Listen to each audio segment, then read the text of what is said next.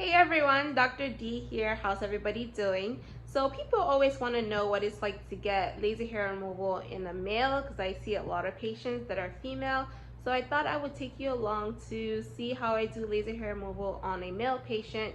We're going to be doing his chest area and he is a black patient. So we're going to be using an NdYag laser for him. So stay tuned.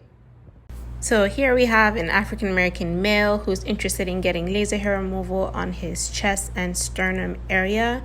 Prior to coming in, he had to shave the area, and then as you can see, we're passing the laser over the area of interest where we need to eliminate the hair.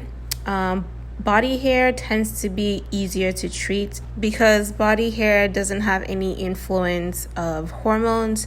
However, other areas that are influenced by hormones, such as the face area or underarms or groin area, tend to be a little bit more difficult to treat.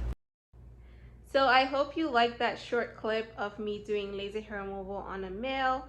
A lot of times when male patients come to the office, they're looking to get treated around their neck area or their chin area if they have pseudofolliculitis barbae or really bad razor bumps. But we also treat their backs and their abdomen and even their private areas. Basically anywhere that hair is, we can take care of. So if you're a male and you're in the DC metro area looking for hair removal, I got your back. Until next time, bye.